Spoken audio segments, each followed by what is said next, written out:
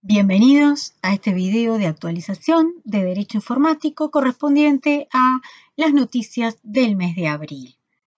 En esta oportunidad, la principal noticia a nivel de derecho comparado ha sido el juicio que Google le ha ganado a Oracle.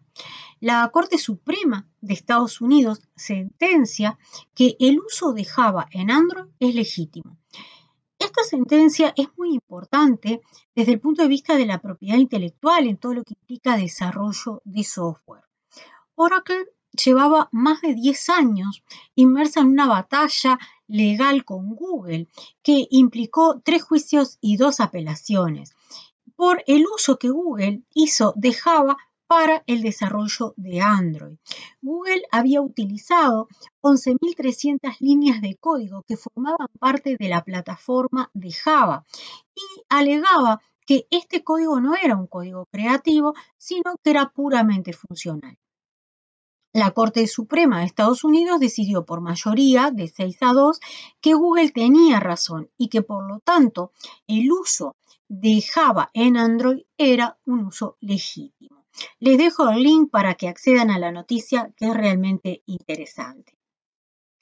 A nivel nacional, una noticia preocupante, les diría, fue que la policía alertó sobre el robo de cuentas de WhatsApp. También tienen el link al Ministerio del Interior para que puedan ver con detalle la modalidad que se utilizaba para realizar estos robos. Se hacía mediante la solicitud del código de verificación. Esto se hacía o a través de mensaje, de un SMS, o a través de una llamada de voz. Así que si ustedes reciben la solicitud de un código de verificación que no solicitaron, bueno, es una alerta de que alguien puede estar queriendo acceder a su cuenta de WhatsApp. Tienen toda la información en el link del Ministerio. A nivel normativo, se aprobó la Ley 19.948 el 16 de abril. Esta norma aprueba el protocolo de enmienda del Convenio para la Protección de las Personas con respecto al tratamiento de datos personales, que fue suscrito en Estrasburgo el 10 de octubre del 2018. Es la Convención 108 de Protección de Datos, convención que Uruguay había ratificado y que en esta enmienda Uruguay trabajó en la comisión denominada CADATA, que se reunió varias veces para elaborar la redacción de la enmienda, y lo importante es que Uruguay participó con voz y con voto en la redacción de la enmienda. Y me interesa conversar hoy sobre varios proyectos de ley. Hay varios proyectos de ley vinculados al derecho informático en el Parlamento que fueron presentados en el mes de febrero de este año. Un proyecto de ley de documentos electrónicos provenientes del extranjero, documentos electrónicos y prueba digital, contratos informáticos, títulos valores electrónicos y un proyecto de ley que establece modificaciones a la ley de cheques y al CGP, considerando los aspectos del documento electrónico. En el día de hoy me voy a referir a los dos primeros y en próximos videos vamos a seguir conversando sobre el resto de los proyectos. El proyecto de ley de documentos electrónicos provenientes del extranjero es un proyecto muy importante porque la ley 19.355 en los artículos 78, 79 y 80 había contemplado, había regulado las copias, la copia papel de documento electrónico, la copia electrónica de documento papel y la copia electrónica de documento electrónico. Y lo acotaba a el ámbito de las entidades públicas. Entonces la pregunta es, bueno, ¿qué sucede con las copias realizadas en el ámbito privado? A su vez, el artículo 85 de la 19.355 establece que las entidades públicas, nuevamente, admitirán en su relacionamiento electrónico entre ellas y con las personas los certificados electrónicos reconocidos conforme a lo que establece la 18.600, que son los certificados electrónicos de firma electrónica avanzada. sin perjuicio de lo dispuesto en el artículo 10.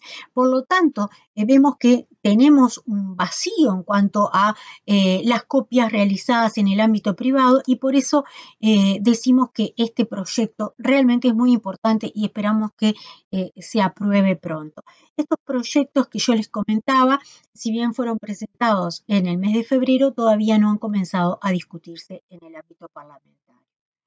El proyecto de documentos electrónicos provenientes del extranjero establece en el artículo primero que en caso de documento electrónico proveniente del extranjero que la ley o el reglamento establezcan que tiene que protocolizarse o que se le solicite al escribano que se protocolice, esta protocolización debe hacerse una reproducción literal e íntegra del documento, de su traducción en caso de que exista y de su legalización y también de la apostilla electrónica.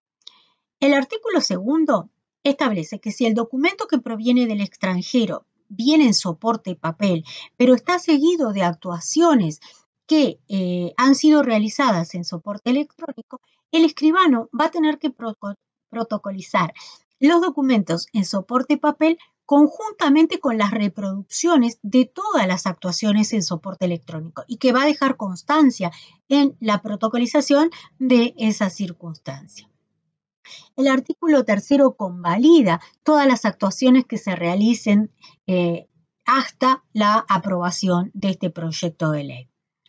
Y en el artículo cuarto establece que las copias en soporte papel de documentos electrónicos provenientes del extranjero se van a considerar auténticas siempre que en la impresión se incluya o un código generado electrónicamente u otro sistema que me permita verificar que ese documento papel que yo tengo es idéntico al documento electrónico que está en origen. Es la misma solución que la ley establecía para la copia papel de documento electrónico para el ámbito público.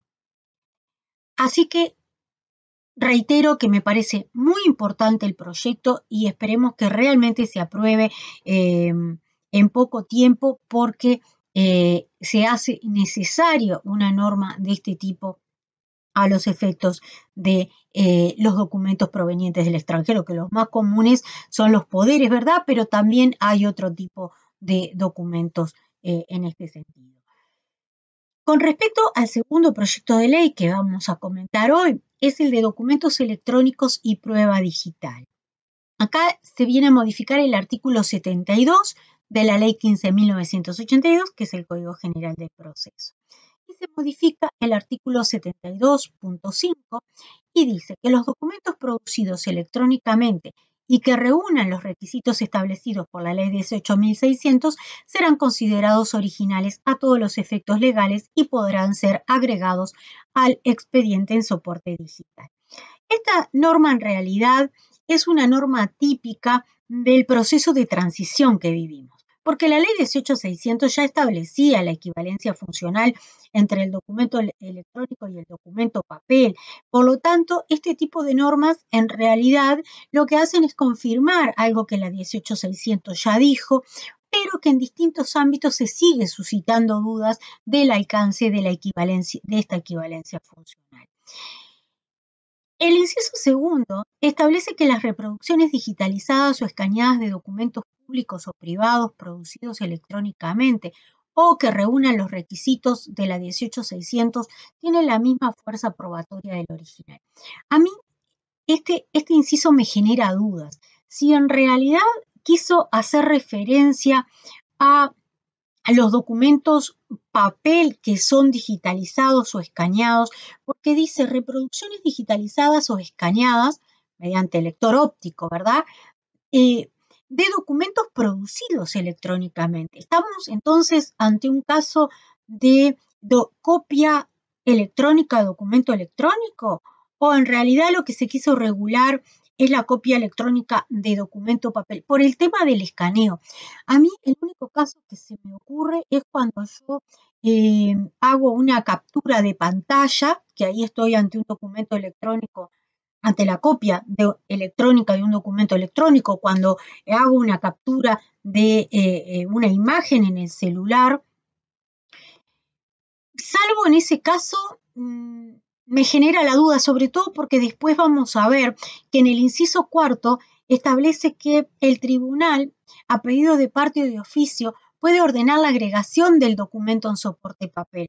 Por eso es que me genera la duda si en realidad lo que se pretende es regular la copia electrónica en soporte papel, o como está redactado sería una copia electrónica de un documento electrónico.